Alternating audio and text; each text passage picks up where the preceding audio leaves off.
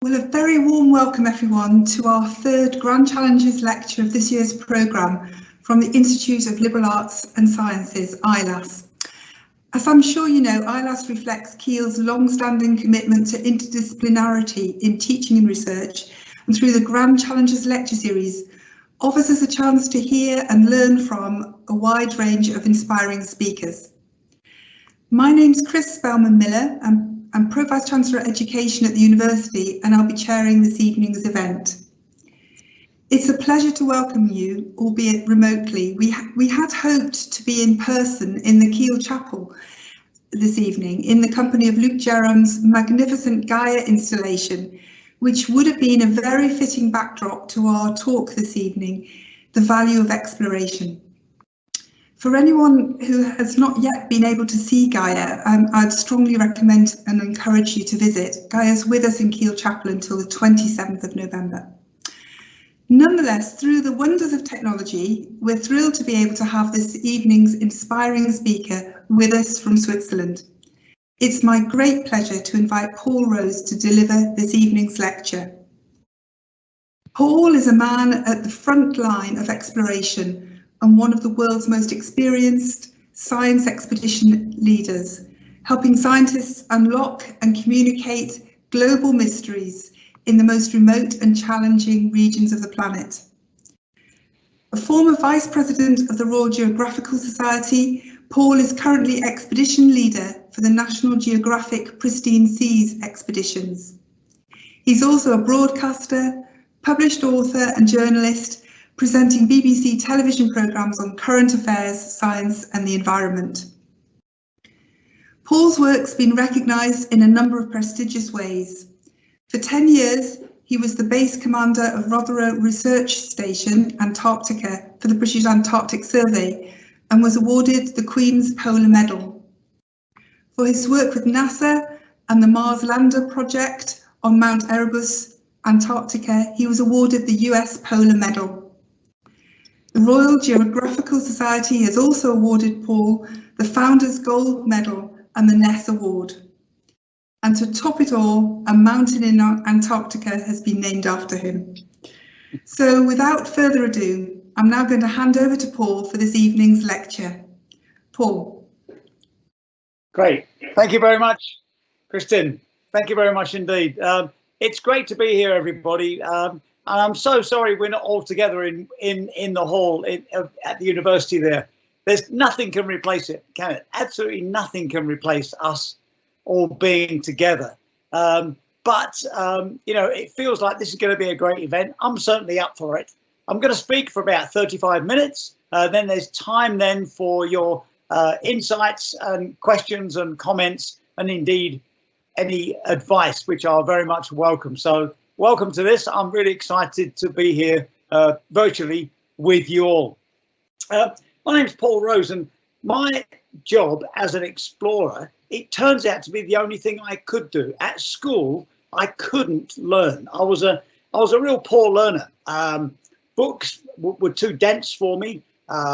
Me and my mates, I sort of fell in with one of those crowds. You know, I couldn't have said it at the time, but we were on a race to the bottom. It was a badge of honor if you were in trouble with the teachers. It was a badge of honor if you displayed how hopeless you were academically. And I thrived in that environment and just couldn't learn enough to be able to learn. But then when I was around about 11, and I do remember the 11 plus very clearly, inevitably I failed that thing because most of my life when I wasn't in school was watching television.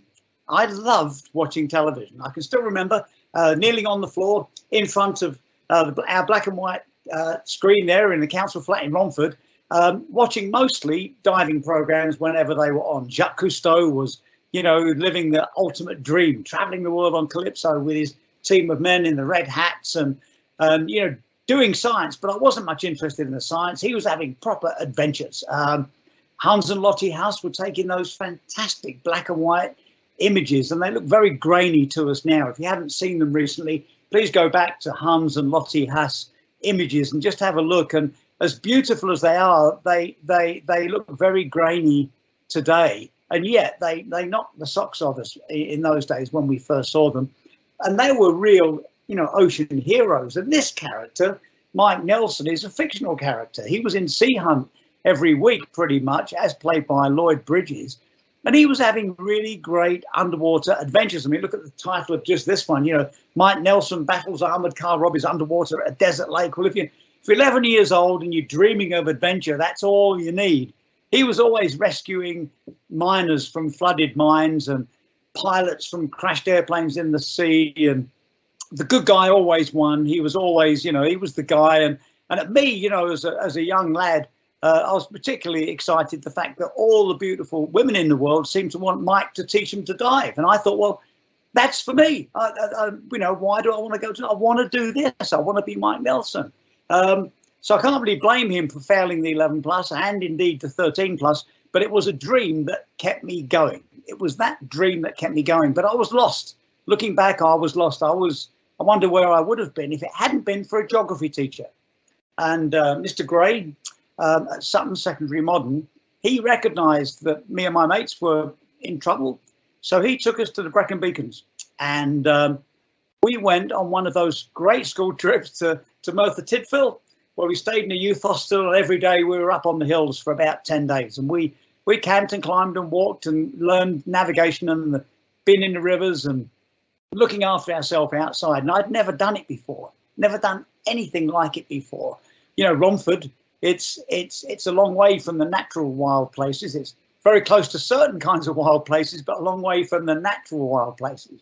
So I thrived on it, loved it, and found myself being naturally good at it. I was especially happy when the conditions were bad and I had a natural instinct for a good, safe route. I didn't know I was doing mathematics, but when I was looking at a map and a compass and looking at the ground, I could easily work it out. I found it easy, and I began to get success, a feeling of success. And Mr. Gray encouraged that. I still remember the day in really terrible weather in the Beacons where lots of kids were falling by the wayside and worried about the weather. And I was thriving. It seemed the worse it got, the happier I was. And Mr. Gray walking next to me and telling me how proud he was of me and that I was doing well. And I regret that moment, because as lovely as it was for me, I was too stupidly proud at 14 years old to thank him or react properly. If there's one thing that will come with time travel, I hope, is that either I'll go back to him or he'll come here and I can thank him. I never did get a chance to thank him properly, but we did become a bit close, because for 6 months soon after I dated his daughter Susan for a while. So there was a nice way. It was the dream of being a diver and the success of a Brecon Beacons field trip that made me realise I could do something. And in those days, you could leave school if you passed something. So I went back to school with some renewed enthusiasm, managed to pass Metalwork O-level, and I'm happy to say, although I'm in very distinguished company here, that that Metalwork O-level remains my highest academic qualification. One of those things. So getting that, and then that led me to becoming a diving instructor, becoming a professional diver, becoming a professional mountain guide, because I'd succeeded. It was that simple thing of succeeding at something that I felt instinctively was right for me. And it just began to work for me. I did manage to then become a mountain guide and lead mountain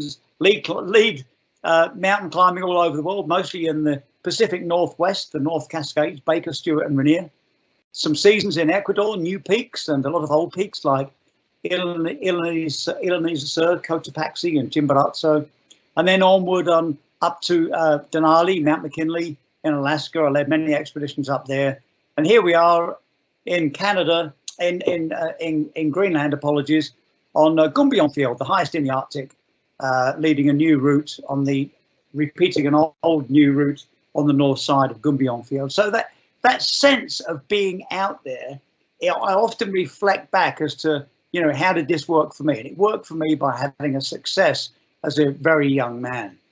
It's a wonderful feeling, you know, leading an expedition like this, where in Greenland, there are so many peaks unnamed, so many glaciers untraveled, so much work to do with ground truthing, that when you're skiing across the ice cap, and here we are skiing across the Greenland ice cap. It's a 1 month journey. It takes about does take about 30 days, completely unsupported. It's a mindless physical grunt, and it's something I just absolutely love to do. So I've been leading those trips, and in diving for a living and teaching diving for a living and leading big mountaineering expeditions, that for me was enough of life. That was it. It was just doing those things and bringing it to other people. And then I bumped into something called science support. I had no idea that scientists like this man, Jeff Severinghouse, a dear friend of mine at Scripps in California, scientists need people like me. Field scientists need plumbers and divers and climbers and pilots and boat drivers and van drivers to get people from the airport, and mechanics of all kinds, and electricians and cooks, of course, the most important job in the field. And it's around about globally 3 support staff to each scientist in field work. And here's Jeff, and I'm sorry it's a bit out of focus, but that whopping great big sheet of paper is one enormous equation with Jeff explaining to me why and how we're going to collect ancient methane from the Greenland ice cap, and why it's important to understand what happened at the Younger Dryas period 11,000 years ago, what part methane played in it then, and what part methane is playing in climate change today. So, like many scientists, he would have an idea, a hypothesis, and that hypothesis was developed in a laboratory, in a classroom, in a science lab somewhere, or for all we know, in a restaurant or in a pub with a bunch of colleagues working out a new plan. And that hypothesis tends to be risky. You know, it's risky reputationally, it's expensive, it's risky for our education. We're trying to learn something. And of course, it's typically, to be valuable, a long-term data set. So they can be very, very expensive with talent and resources. And Jeff, like many scientists, needs people like me because he can give me that sheet of paper and the barest brief, and I can turn it into icebreakers and helicopters and field camps and research stations and field units in remote, challenging places to make what's on that piece of paper happen. So I have actually gone from learning to walk around in bad weather in Wales to getting that success, becoming a diver and then a climber, and then falling into the ultimate job of something called science support, where I can turn science hypotheses into field work that really sticks together for many years. And here we are. This is a good example of that. This is on the Greenland ice cap. You can see, those of you that have worked in polar regions, you can see it's warm here. We're on the west side of the Greenland ice cap, a place called Packetsock, with the camp constantly on the move, as you can see. And that thing in the middle of the picture, the silver dome, is actually a 1 million BTU melter. And our job, well, my job, once we got it all set up, was to set this up at the right place. And then this looks like hard labor, and it is. And for 3 months, we would dig and chainsaw, and we would dig blocks of ice from the Younger Dryas period. We know they were from the Younger Dryas period because we used to travel around on the ice cap with a small gas chromatography unit and work out what age the ice was. And we would get down there, cut it, put into sensible blocks. You can see Vas Petrenko there in the bottom with a black hat on. He's wearing a plastic bag. And that's because the instrument is so sensitive that we couldn't allow any minor hairs from our polypropylene clothing going into that melter. And we would melt about 11 tons of ice in that melter. We'd draw it down in a vacuum, suck off the gas into Essex cylinders, and then they would go back to the States, and some would go to Australia to be reduced to carbon for dating. And we would work out the methane, where it came from. Was it methane clathrates, or was it swamps, or was it animals? And also what effect it had on the climate. And the interesting part of all of that is that that 11 tons of ice and 3 months of back-breaking work ended up to about a piece of methane, about the volume, a third of the size of a sugar cube. So I did that for some years. And then we moved that project to Antarctica, to the Taylor Glacier, which is a very unique area. It's in the dry valleys, not far from McMurdo, the big American base, hugely sensitive area. And there's a different kind of ice. We couldn't cut it in blocks. We had to go deeper. So it was my job to get a drill. And we actually got it from Wisconsin. And we took ice cores from that and then used it in the same laboratory and the same melter. In fact, you can see the melter on the left side of the picture, partly obscured by the big sheets of plywood that we put up to keep us somewhat sheltered from the wind.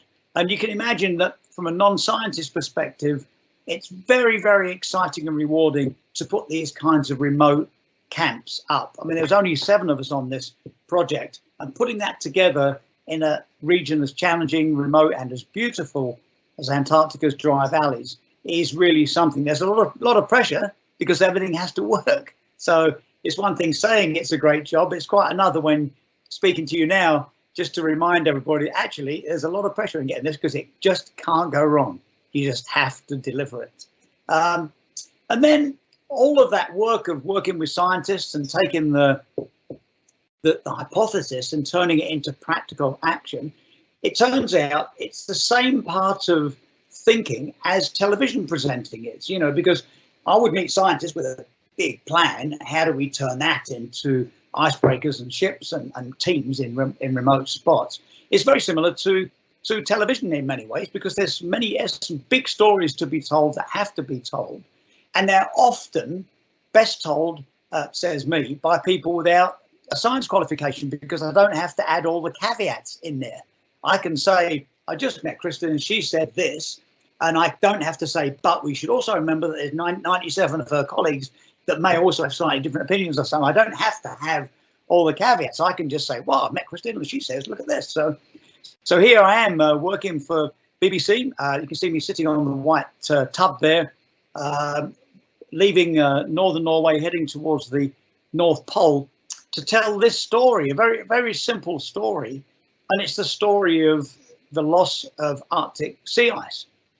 And because we're warming up and the Arctic is such a bellwether, it really is sort of canary in the coal mine for us. We can see what's going on there quickly.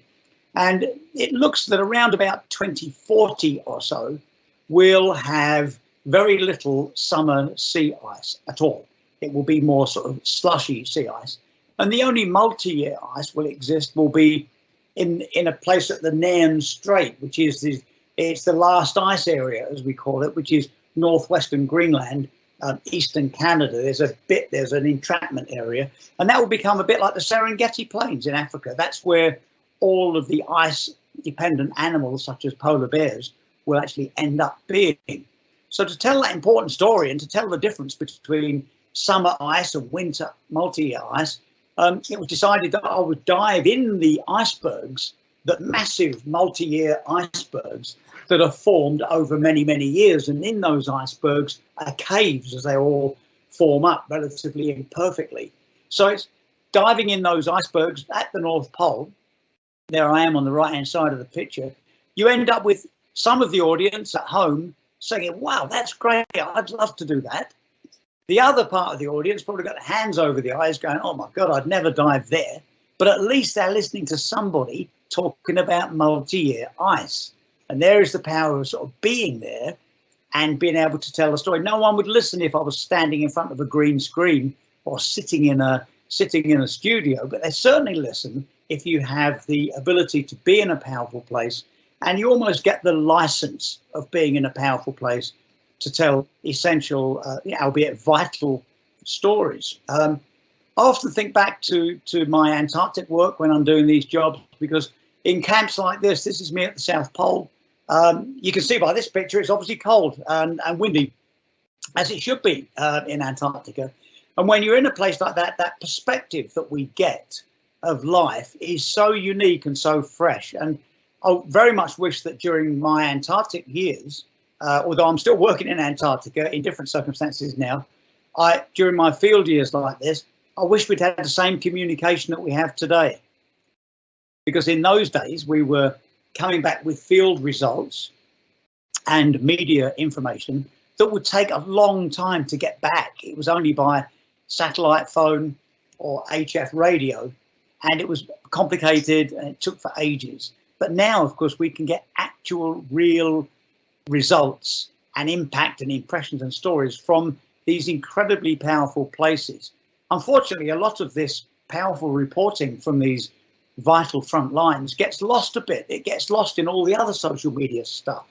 So if you're like me and you're somewhat addicted to social media, do like me and take some time and find the meaningful stories that are available now. There's so many, millions upon millions of really meaningful, beautiful stories coming from powerful, significant places that do get lost in pictures of what people had for breakfast that day. So we've got to learn as consumers now to manage social media properly from a receiving point of view. And often think of my time at the South Pole when I realised that Jesus, you know, why isn't BBC speaking about this? Why aren't the front pages full of this?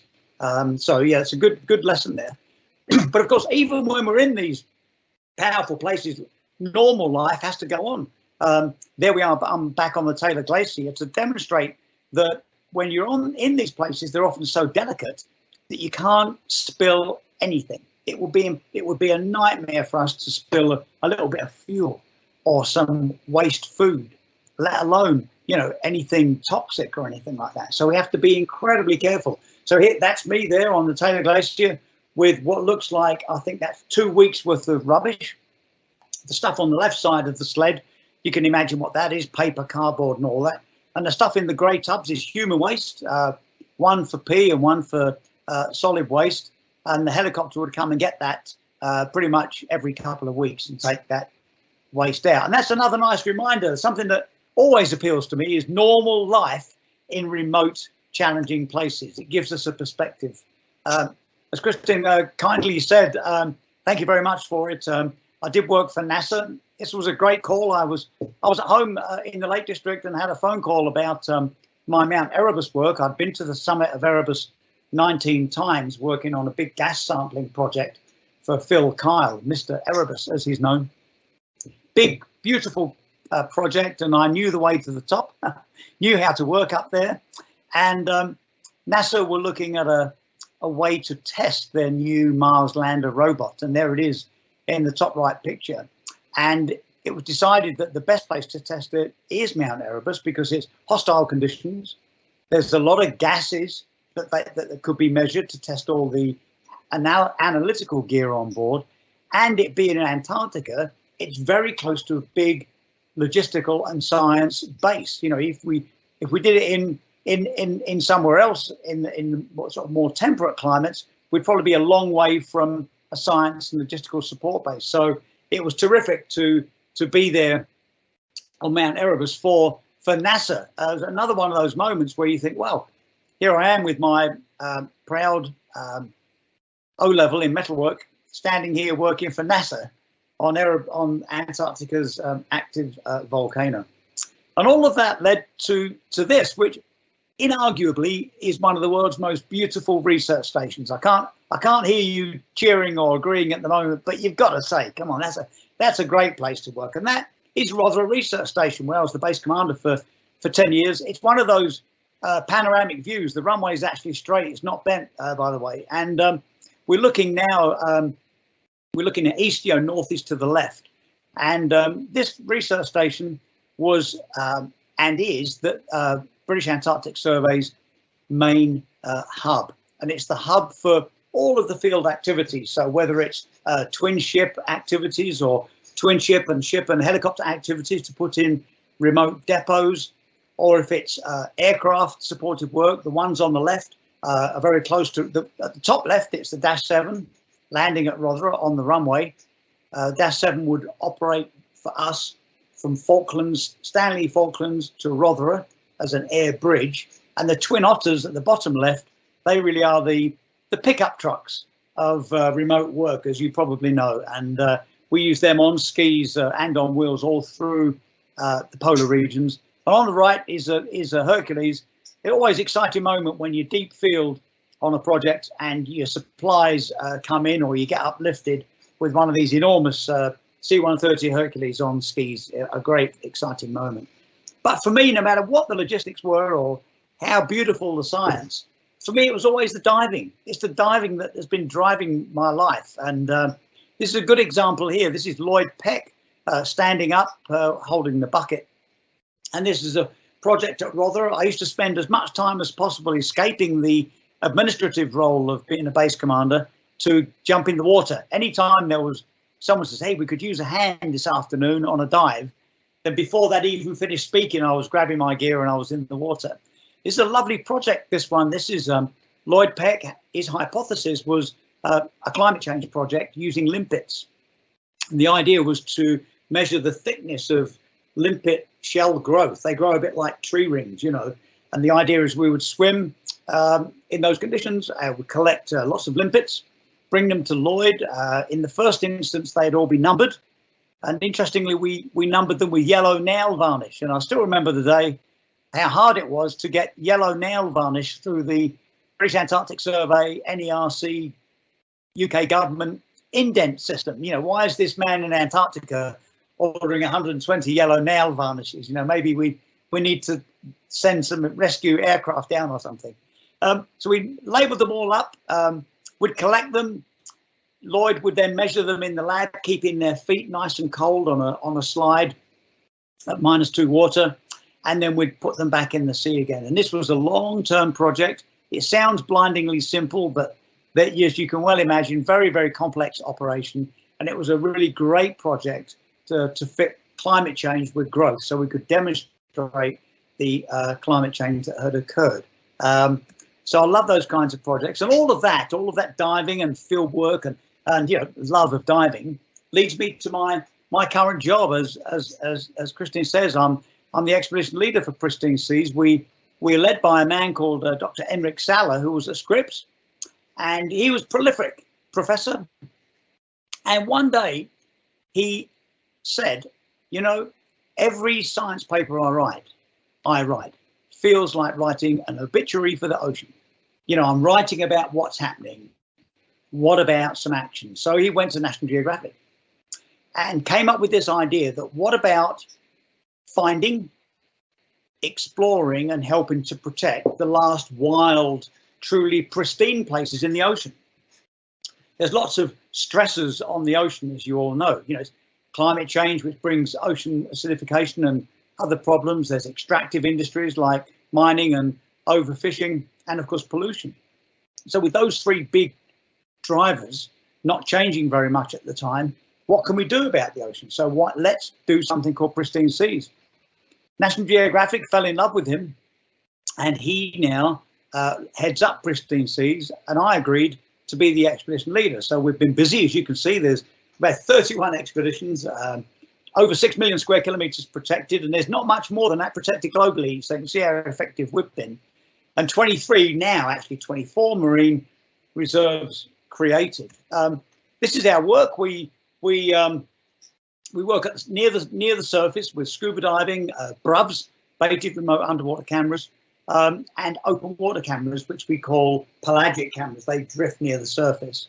At between 50 and 100 meters, we're doing more technical diving, rebreather, and then 100 meters down to 400 plus, we use the submarine, the deep sea, as it's called. So we work full depth.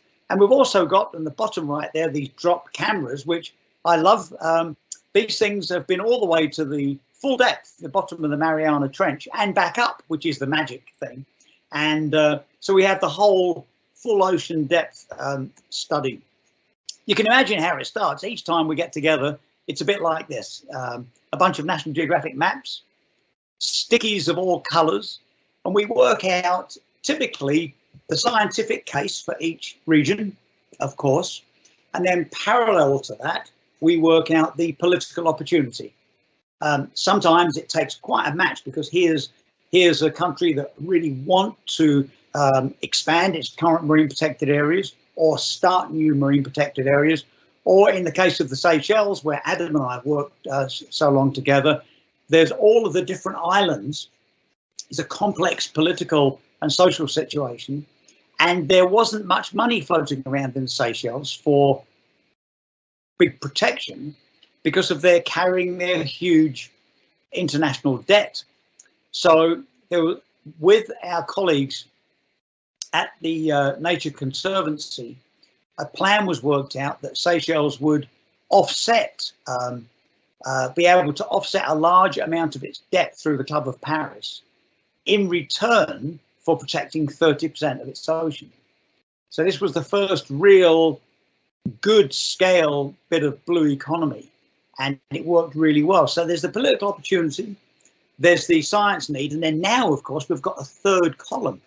And that third column is called post-COVID recovery. And we're struggling with it now, but I'm very happy to say that we are back at sea. And you're looking at a man, I'm just back from the Southern Line Islands in Kiribati.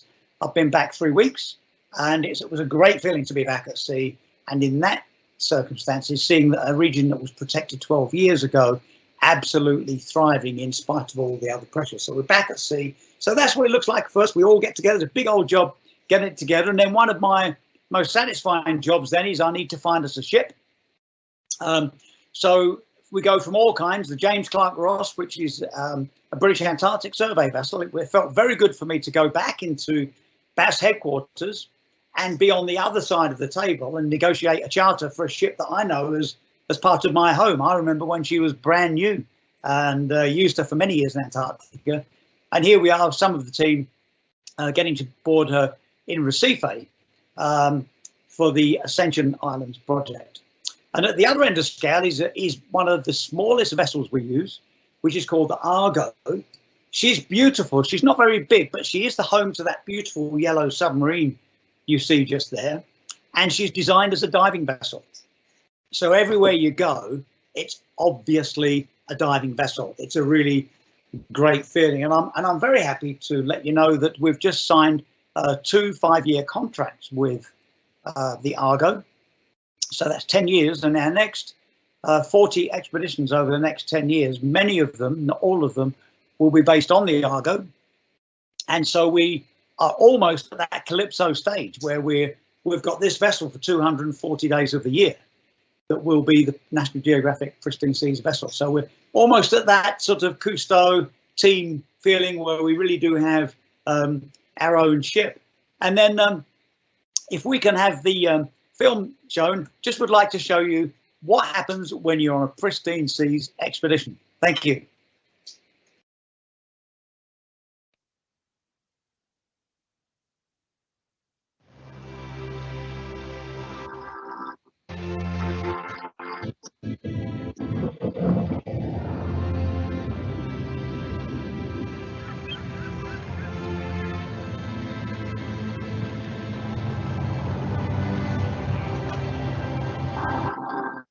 What we do is hunt out vast, pristine places in the ocean and protect them.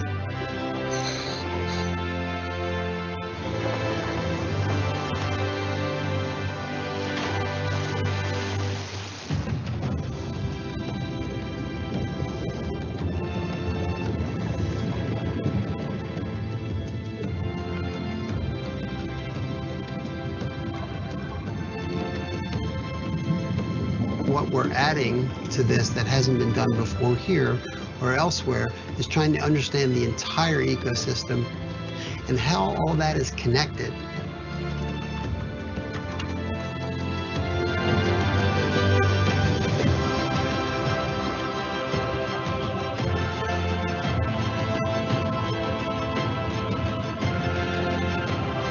Cada sitio tiene su historia particular. Entonces mi trabajo, lo que intento es sacar imágenes que cuenten esa historia, ¿no?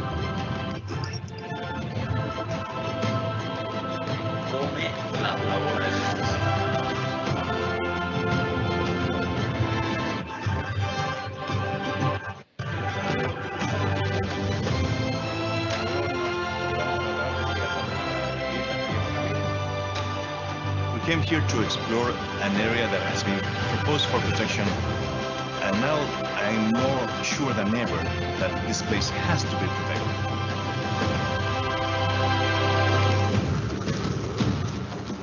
We have so much more ocean protected now than when we started Pristine Seas 12 years ago.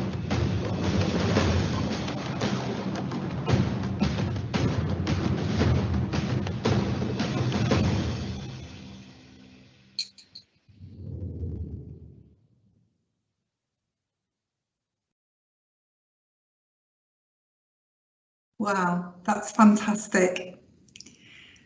Absolutely brilliant on so many levels, Paul. Thank you. Some great messages about where passion can get you and what a life story of adventure and world-changing work. So I'm sure that there will be lots of questions and comments coming in from the audience. Please do post those in the chat and we'll pick those up. Just now, I'm going to pass over to Dr. Adam Mullner, who's a lecturer in environment and sustainability and also Programme Director for Natural Sciences at University of Kiel, who's going to lead us off with some questions and also bring yours in as they come in. So, Adam, I'll pass over to you. Hi, Paul. That's fantastic. I feel inspired by your talk today, again, as I was when we first met 20 years ago. We've got some interesting questions have come through on the chat. We also had today at Kiel, we had our natural sciences and liberal arts students. We were looking forward to the kind of things you were going to be talking about and what the messages would be.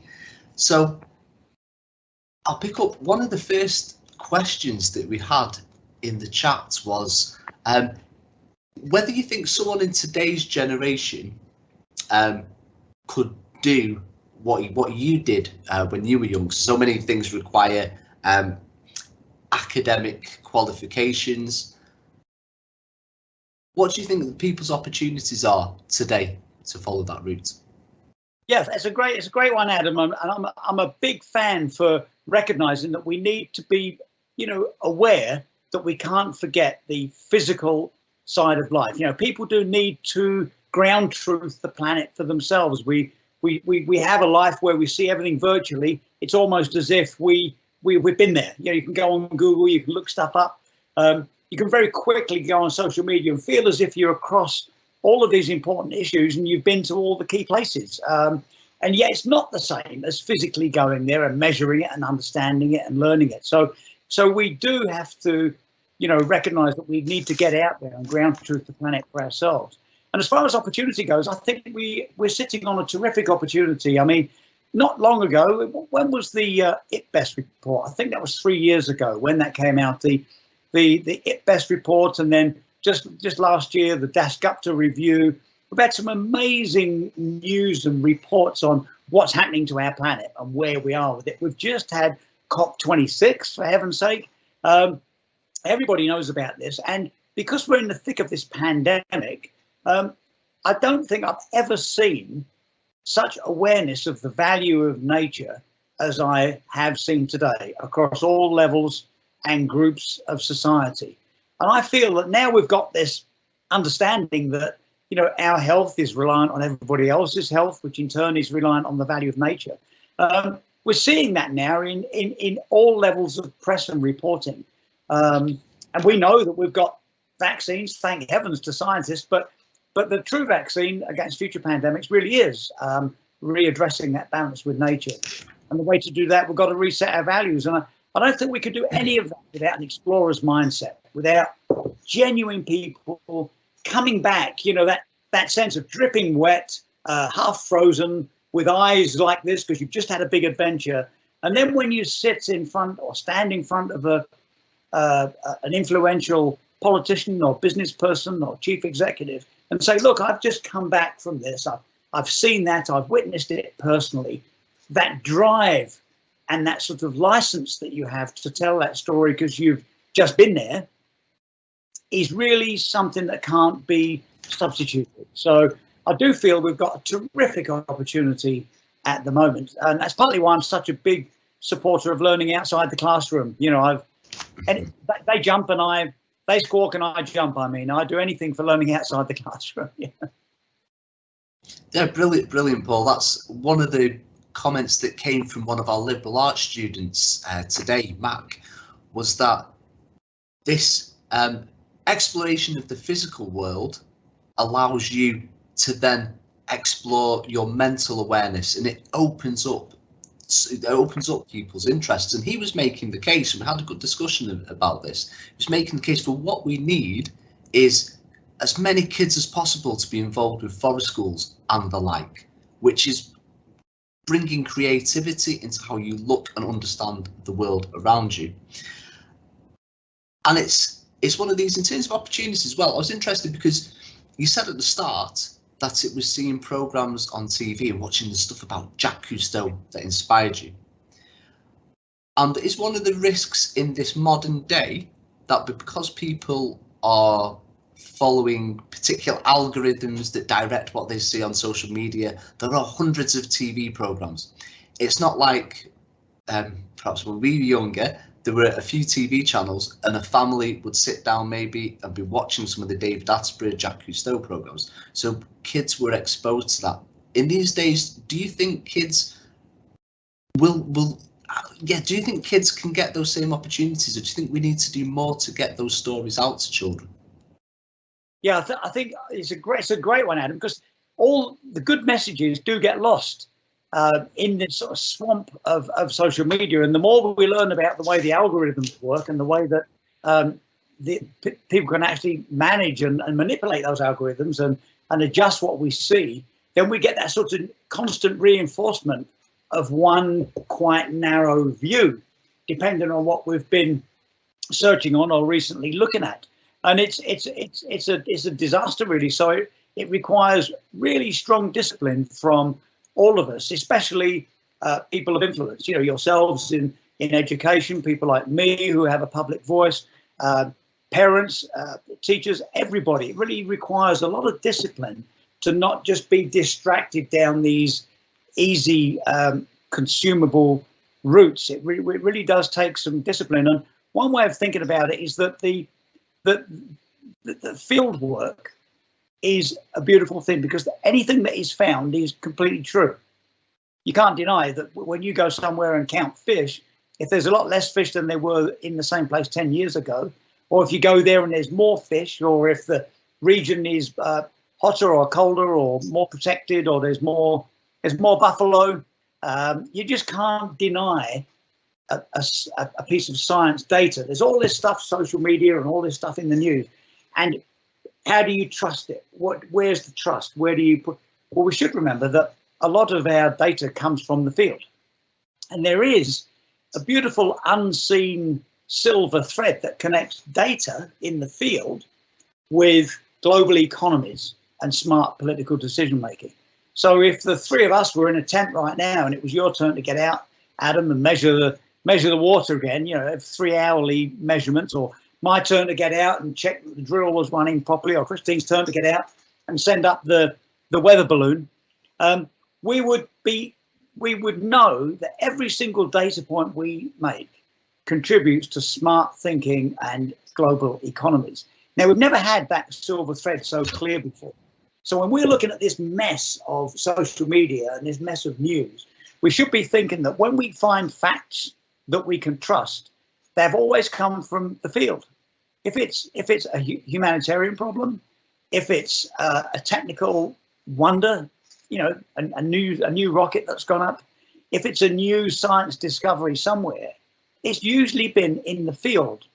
That's where the truth comes from. And so, you know, I think if we keep that in mind when we do this horrible swamping algorithm thing that we get caught in, it'll help us. Yeah, that's really good, Paul. I like that. I've just written that down. In the field is where the truth comes from. And I'll come on. There's some really nice questions have come in about engaging different people and what it's like as a career with family commitments to be an explorer. I just want to touch back onto the storytelling. So we had some discussions today about, there's some real positives about having a nice, simple story that people can access. It gives a starting point for conversations and it gets people thinking. On the negative side, there was the question about, is it sometimes the same old mantra about we need to reconnect with the environment? And if people have heard it before, does it turn them off? What can we do to stop people switching off from this story and to actually engage in those debates? That's a great one. I think one way around it is to get them out there themselves somehow. I think if when people have during their developing years have had teachers that have been teaching mathematics, English, history, whatever you name it. So, but it happens to have been done in a tent in a forest, or on a boat, or somewhere outside the classroom. It will be instinctively in them that it feels good to learn things outside. And I think then when you realise that there are these stories coming from these glorious places, if it's an Attenborough story in the jungle, or if it's whatever it might be, when people then see those stories, they feel it and they know it. They know what it's like to be in the jungle, and it looks amazing, but they know how exhausting it can be to deal with the heat and the dampness and the constant being bitten by things. And they feel that and know that and go, wow. Or when they see a marine coastal story on the beach, they know what it's like to be there. They've been there, they've done that work. And so it has more resonance rather than it being some remote thing on a screen. So I think the key is to get people out early and often outside, do their learning and some of their most inspirational thinking and understanding and experiences outside. Doesn't have to be anywhere glamorous. It could just be on the shore of a nearby lake or in a park, or if the school is lucky enough to have decent grounds, it just should be outside. And of course, parents, it's their responsibility to get these kids out. Get the kids out, please. Get the kids outside. And then when we see these stories, even if it's somewhere where we'd never go to the Amazon, for instance, but if you'd had some fieldwork experience in Britain that was somewhat similar, you would have a resonance with it and begin to understand it. But then from the storyteller's perspective, we've got to learn to tell stories that really hit home. It's no good going somewhere and saying, look, what a disaster. It's warmed up and everything's dying, or it's this has happened and everything's flooding, because it becomes yet another doom and gloom story. I think we need stories that have genuine outcomes. This is warming up because of this, and this is what can happen to fix it and repair it. And it might be something that would surprise people. If we had more ESG investing in this part of the world, more of a economy based on the value of nature, then this would be fixed. And this is one of my dreams. I tried it with BBC, but it failed in that I made a petition that the news ticker tape that runs at the bottom of the news, which sometimes has football scores on, or sometimes has something about the latest soap opera around again, should legally have to state why we know what they're talking about. So when she's there on the news and says, we're just reporting that all this flooding is happening, the ticker tape should say, we know this because this has been measured for 9 years by Oxford University, and the fix is something to do with natural capital investing, or to stop the mining or something. We need to know why. We know this because Adam measured it for 7 years in Seychelles. Yeah, it's really good. It's interesting because obviously having been working in Seychelles as well, so the protected area, Outer Islands Protected Areas project was something that I put through with partners in government. And my experiences are that a lot of it, the way we make things happen is through these networks and through these stories. But we have to put a positive spin on everything. Messages need to be simple to communicate into policymakers, to communicate into publics, but the actual reality in the field can be quite different. We might have 30% protected areas, but in terms of how protected they actually are in practice, it's one where, what's your take on how do we get, so nothing's perfect, how can we address some of the failings and get things done better without it simply being lip service at that political level, but we're meeting all our targets when in reality they're not necessarily? Yeah, great one, Adam. Well, a good example is the ocean. When we established these large marine protected areas, there was always the question is how do we monitor and enforce them? Because it used to be hellish expensive. You'd need ships and aircraft and people on deck, and and very complicated. But then along came the UK system called Catapult, and now Google Fishing Watch and all of the others that use Global Fishing Watch, where we can now see vessels. There's so many millions of vessel movements at the same time that we couldn't keep track of it with our relatively simple human brains, but we can with artificial intelligence. So that means we can track all of these vessels, and the machine learning is so fast that we can now tell when a vessel is making movements that are conducive to long lining or trawling or working with a support vessel. So now when we see, when a country sees a ship coming into its area protected, it can see that it maybe comes in, turns off its AIS system, which used to be the game, turn off the system so it can't be seen, works in the area, pops out the other side and goes and sells its fish. Well, now we can see them when their unit is turned off because the computer finds it again when it's come out. And we can now even take images of that vessel working within the protected area. Well, then there was the problem.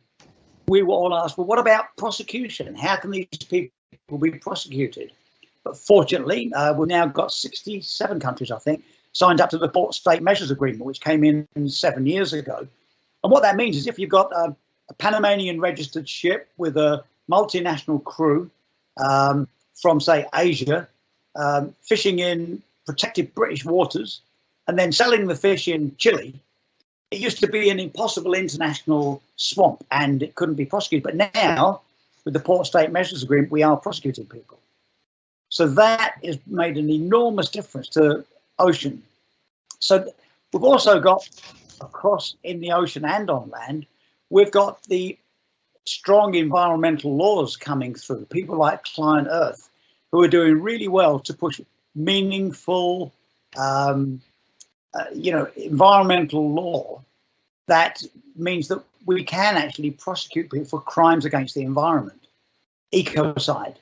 And this has now got a lot of traction. So when we talk about 30% of the land and sea being protected by 2030, which is the scientifically agreed minimum for a sustainable life, and he's, excitingly enough, he's seen as a waypoint on the way to 50% by 2050. E.O. Wilson's Half Earth, we're really on the way there. Then we will soon have legal means to prosecute people who go against that. And we've also got practical means to make it happen. So it is happening, and we're shying away from this green wash, blue wash of paper parks and paper protected areas because it's all too visible these days. So people can't hide behind a paper park, as it were. So yes, I think it's a big opportunity and a very positive outlook on protected areas. Yeah, that's great. Thank you, Paul. I'm just looking at we've got lots more questions coming in. Good. Keep up. I think that's a really interesting point. Is you made that silver thread of how we get that data and that hard science engaged with people. So again, there's some really interesting work, researchers from Reunion who were GPS tagging albatrosses, I think it was, and they follow the boats. And they could tell when the vessels turned off their transponders, the birds carried on following the boat. So you could use it as a way of identifying the fishing activities. Interesting thing, Adam, because this, coming from the front line, I've spent a lot of time this last number of years at investment conferences, ESG investment, natural capital. And what's really interesting is you can pitch up at these big events and realize that not everybody there who's investing in carbon or investing in Canopy, natural capital, doesn't actually know where the numbers come from. If you ask them where all the numbers that they're trading come from, there's a bit of a blank. So I fill in the blanks. I'm the man that says, here's where the numbers come from. It comes from the three of us sending up weather balloons, taking measurements, doing science in remote spots. And it's a beautiful place to operate. So Adam, when you get a little break in your university schedule, nip out and do some lectures at some of these financial conferences and explain to people where their numbers are made. Yeah, I would love to. So in terms of the questions, we've got one of our audience members is feeling really inspired and interested in maybe pursuing a PhD in Antarctic studies. But they're wondering, how does it work from your experiences? Because obviously all research is people with lives.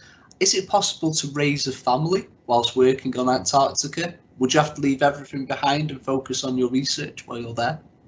It's a great question, and yes, it's possible to do both, but it's not very easy. Certainly, I've spent my life working in remote places. I have one son, Scott, who's 43 now. Seems crazy, 43, with his own 3 boys. But yes, we managed to raise a family with me being away, because the draw for me was impossible to ignore. I wanted to have a family, and I was determined that would work. But equally, the drive and the burning desire within me to continue working in remote spots couldn't be extinguished. It wasn't a case of swapping one for the other. You can make it work. There's lots of very successful, relationships that get through it. And as you probably know, there's relationships that are formed up in these wild remote places. We know it's a pressure on everybody, and very difficult. Nothing harder, than being in a great relationship and heading off for Antarctica. I mean, it's the toughest thing ever. It's the most painful, miserable, heart-wrenching thing imaginable. Is to walk away from the family and get on a flight at Brize Norton in Oxford and fly away for 6-7 months. It's a complete killer. Absolutely painful as you can imagine. And of course, so beautiful to come back. You need to go into a sort of astronaut mode, where you go away and go, right, I'm now sealed off and I'm in my Antarctic or Arctic ocean bubble, and this is me. So it is possible, but it takes its toll. It's not easy, but very well worth it. Okay, great. I'll pull 2 questions together here. There's one about to what extent is science and this kind of exploration now bringing in contributions of Indigenous people? And I think that probably connects to a question about what are the most helpful languages apart from English? Does English continue to dominate, or are we starting to engage the non-Anglophone world? That's a great one about Indigenous peoples. Yeah, and we've learned, haven't we? We've really learned that that so much of the world's protected areas and biodiversity is looked after by Indigenous people. So we can't just show up as sort of empire builders and say we're going to protect it. I mean, the old Victorians used to protect, and I say the word protect, they used to establish parks in Africa so they could hunt more. It was their way. It's a terrible legacy that we have there. So, yeah, Indigenous people have to be listened to.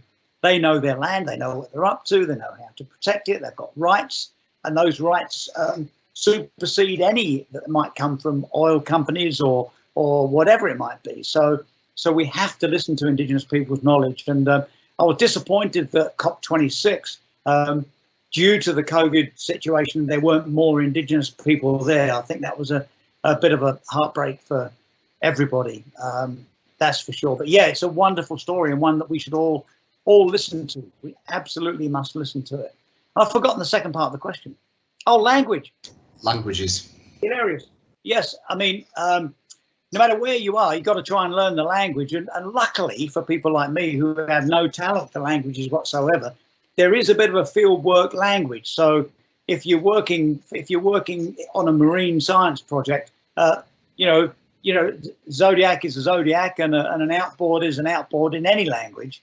And the diving gear has a certain easiness with even hand signals as to what the gear is and all the rest. So we do get by, but I have to say we get by a lot smoother when we all learn some local languages. At the very least, a mark of respect by having some key local languages in. It can defuse so many anticipated problems, as you well know. But interesting enough, English really is. I mean, people do learn English, and when you meet people in a remote spot, they will often say, "Yeah, one of my big things is to make sure that my children learn English at school." It is seen as a way forward to communicate with the rest of the world. But as you all know, we've all got to show that respect and do our absolute best to come up with something and try the language. Yeah, great. So we've got some great aspirations about like how we get people, how about we want people to engage more with the physical world, we want people to rethink their values. Well, we want to do that for a society. We want that for all the people in the audience or watching this video later. What drivers and what concrete steps could be done either by ourselves as individuals or that governments could take to push that change? Well, I think learning outside, starting from the young ones, learning outside the classroom has got to be the way. I was disappointed during COVID times that when schools started to go back, they didn't make more use of learning outside the classroom. It was difficult in some schools to think, wow, you know, we can't have young ones in classrooms together. But I think schools could have opened a bit earlier if there'd been more in society that you learn outside. And I was looking at some schools that don't have resources there. They don't have grounds, and they don't have ability to get the kids out in minibuses and take them to glorious areas. And yet they're next door maybe to private golf clubs and tennis clubs and big businesses. And I wondered why business owners weren't using that as an opportunity to say, hey, we've got a big golf club here, and you can use it as a school during school hours, completely free, and it's our way of helping. Or, it's, Adam and me, we've got a big warehouse, and you can be in that warehouse anytime you like, completely free during school hours. Where was the philanthropic educational thinking from the community about, let's get the kids back into education. The outside is the safest place to be, given the COVID situation, or at least in big open areas inside, but there wasn't much incentive being used there. So learning outside of the classroom is one of the first things that should be done. And the second thing, I think, is to encourage people along the lines of citizen science. Citizen science, great thing. It's a smart way of getting engaged. And I say to everybody here, if you're not involved in citizen science, please do so. Pick something that you care about. Maybe it's litter, maybe it's plastic, maybe it's overfishing, maybe it's pollution, maybe it's human rights. Pick something that you've got, and there'll be a citizen science project available to you, either by physically going out and measuring and collecting stuff or taking photographs of it, or being involved virtually to helping decode data or put things around. And citizen science is a great thing because you then become a scientist. In the old days, science data was collected by citizen scientists, people like me, and there was, where does this stuff go? Is it doing any good? But now, as we all know, that data is collected, and every single time you use your phone to take that picture of a plant, that adds to the database. It's an absolute brilliant. And if any of you are super keen on citizen science, drop me an email. I'll drop Adam an email, me as both, and I'll send you a whole great pack on how to get stuck in on citizens. So that's the next thing to do. And then the other thing to do is in the community, when people are adults and in the community and they want to get engaged in global issues, I often ask them to remember their values. We do need to reset our values. And I think rather than have politicians and business leaders and chief executives and influencers in communities be elected or voted for because of their business principles or what political party they belong to, I think they should all be measured and evaluated on their true values. So when it comes up, let's vote for, who we're going to vote for to be the head of, this big bank. Adam Mullner, great. What's Adam Mullner all about? Well, we don't want to hear about Adam's business degrees. What are his values? We say, well, Adam worked for this many years in Seychelles to establish these protected areas. He donates a significant amount of his time on humanitarian work. He spends Sundays picking up litter on beaches. He's a keen cyclist and a circus performer, and happens to be doing these business elements. So it's principles first, and not just someone wealthy who's put money into projects, but actually has spent a significant amount of time in the field at the front line making a difference somehow. Maybe an arts project, maybe a community project, maybe understanding plastic pollution again or something, so that you really knew people's values. And I think we need a society where it's values first. So when we go and buy a mortgage, we're looking at it, and we'd find this person sitting at a desk, and she would be ready to display her values. more than anything else. And when we buy a new car or buy a house or vote for a politician, it should be values first. And if we're online on voting for our new fearless leaders on the voting process machine, on the email, then if you went to vote for someone with no values displayed, you get this big red warning light. You're about to vote for someone with no displayed values. Are you sure you want to do this? And then if people knew that their values were going to be examined, it would change the way they had developed in society. Yeah, I think that's great, Paul. I really liked your citizen science. I couldn't agree with you more. And it really isn't people just collecting data. It's something that I've been involved with for like 10 years or so. We started, it was anglers interested in finding out and getting evidence to complain to the Environment Agency about pollution in Manchester's urban rivers. This led to setting up an environmental NGO that now leads the catchment partnership for the Upper and Lower Mersey, so the rivers from the Pennines right down to the Mersey estuary. This came from citizens wanted to get engaged, started off collecting some data and transformed people's lives and mindsets, and has led to actual full-time employment for some people working in this area that have become passionate about. But I'm just conscious of time. We've got a couple more questions. I'll finish up. The last one will be, recount to us perhaps your most memorable encounter, your sea encounter. We'll finish with that one because that I'm sure we'll have a nice story. But just before we get onto that, in terms of remote exploration and environmental responsibility, and you mentioned in your talk about being careful to clean up, how do you as explorers manage that responsibility, and is it something you're always able to do? It's changed. It used to be that we'd think that our footprint was so small and insignificant that it didn't matter much. Human waste down into mountain crevasses, things like that, burning stuff. We were relatively cavalier when I first started out, but then very quickly we realized there was a moment, I think I'd say probably in the 80s, where we suddenly realized what impact and what effect our travels were having. And then it didn't become, it wasn't unusual to see people like me, carrying human waste around and carrying all of our rubbish around and never leaving anything. And that got into the culture of expeditions. And it'd be unthinkable now to be on a expedition somewhere remote or anywhere really, and not see a vast amount of effort put into leaving no trace. Or if there is a trace, then it has to be accountable. So for instance, if you're flying helicopters into a place, you're going to have an impact. So that has to be balanced somehow.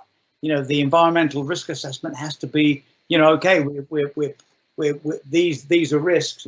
How are we controlling it, and what is the benefit of doing it? Could it be done another way? Could it be done a cleaner way? Even if it takes a bit longer, is it possible? These are hard questions that never used to be asked, but they most absolutely certainly are now. And it's got simpler because people understand it. It used to be quite tough sometimes, me speaking to a team to say, what about the waste? What about all this? And then it would be seen as, wow, this is going to make it impossible. But now it's very, very common. And you'd be pushed to find an expedition that was doing something meaningful that hadn't already had a good waste management and environmental impact assessment. So, from your experiences so far, then, how about you wrap up with telling us what's the most memorable encounter you've had in the sea or a remote area? I think when you first said it, I immediately thought about a story. I didn't put in my images, but I'll tell it if I can. It's a polar bear. I've worked a lot in the north, and so I've had lots of polar bear encounters, usually when we've been traveling, skiing, or working in a remote spot, and here's a polar bear, and want to be careful. So sometimes it might be just banging a couple of pots together, or it might just be moving away and then letting the bear have his own way, or even, firing a gun into the air or firing a flare across the ice to sort of make it jump and give a bit of a safe path and giving them lots of respect. Well, then that all changed for me 4 years ago in Canada on Pristine Seas expedition. the last ice expedition at Lancaster Sound, which is the Northwest Passage. We went there at the start of the spring. The idea there is that the Arctic Spring is possibly, and I don't know how we would ever measure it, but the greatest release of natural energy on Earth. You know, it's just amazing when the spring happens. As it warms up, the ice just gets little gaps in it, and in those little gaps, enormous icebergs the size of cities that have been frozen in all winter are completely unstable, and they roll and begin to sort of break up the ice. The ice becomes really alive. The narwhals are coming in, you know, the whales with the big tusk, and as they're hopping between these gaps in the water, in the ice rather, and navigating, they're making loads of noise. They make so much noise that it disturbs the seals with their clicking. So the seals can't communicate with the clicking, so they pop out of the ice. And as they pop out of the ice, the polar bears go, "Thank you very much." So there's all that going on with the bears. The tundra is coming to life. There's millions of birds breeding, and it's an amazing time to be there. And during that period, I was camped on the beach, having just set up the camp.